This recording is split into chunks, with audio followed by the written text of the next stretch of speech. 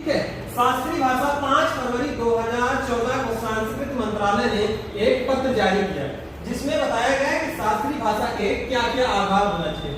तो इसके 3 आधार बताए। पहला आधार था कि भाषा की मूल्यवान विरासत हो। क्या होना चाहिए? भाषा की मूल्यवान विरासत हो। उसके बाद भाषा का इतिहास जो कम से कम 1500 से 2000 वर्ष पुराना हो। कितना होना चाहिए?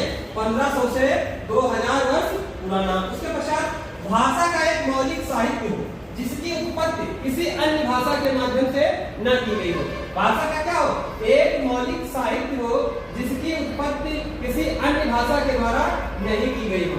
तो इसी प्रकार से ये भाषा हमारी क्या मानी जाएगी? शास्त्रीय भाषा मानी जाएगी, जिनके 3 आधार हैं। तो पहली शास्त्रीय भाषा की हम बात करते हैं तो पहली शास्त्रीय भाषा हो जाएगी सबसे पुरानी हमारी तमिल भाषा है। क्या रहेगी? वर्तमान में हमारी शास्त्रीय भाषाएं जो है कुल 11 शास्त्रीय भाषाएं हैं। कितनी भाषाएं हैं? 11 शास्त्रीय भाषा।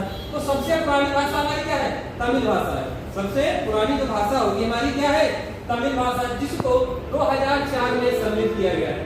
उसके बाद दूसरी हमारी शास्त्रीय भाषा क्या रहेगी? संस्कृत शास्त्रीय भाषा, जिसको 2005 में सम्मिलित किया गया है। तीसरी हमारी शास्त्रीय भाषा तेलुगु, जिसको 2008 में सम्मिलित किया गया है। उसके बाद चौथी हमारी शास्त्रीय भाषा कन्नड़ शास्त्रीय भाषा है, जिसको 2008 में शामिल किया गया। तथा 5वीं हमारी शास्त्रीय भाषा 2013 में मलयालम को सम्मिलित किया गया है। छठी हमारी शास्त्रीय भाषा 2014 में उड़िया को शामिल किया गया है। शास्त्रीय भाषा क्या है? छठी हमारी शास्त्रीय भाषा उड़िया को 2014 में सम्मिलित किया गया है।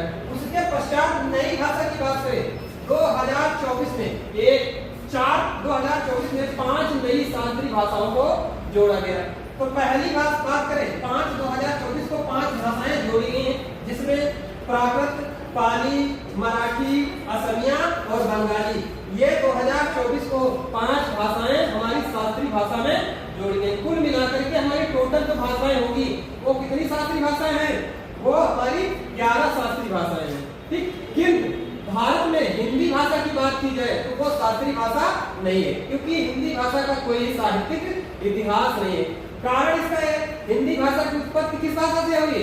वो अब यानी कि बात करते हैं सौर शैली भाषा से विकास की हुई है जो हिंदी भाषा की, क्योंकि हिंदी भाषा पाली, प्राकृत, अपभ्रंश, सौर शैली, उसके बाद आती है हिंदी भाषा। इसलिए हिंदी भाषा का अपना कोई साहित्यिक इतिहास न होने कारण उसको शास्त्रीय भाषा में सम्मिलित नहीं किया जाएगा। जैसे एक क्वेश्चन करंट का हुआ, यूनेस्को द्वारा 44वें विश्व धरोहर स्थल की सूची में सम्मिलित किया गया है मराठा सैन्य परिदृश्य, जिसमें 12 महल सम्मिलित है, 11 महाराष्ट्र में तथा 1 तमिलनाडु में सम्मिलित किया गया है। ठीक।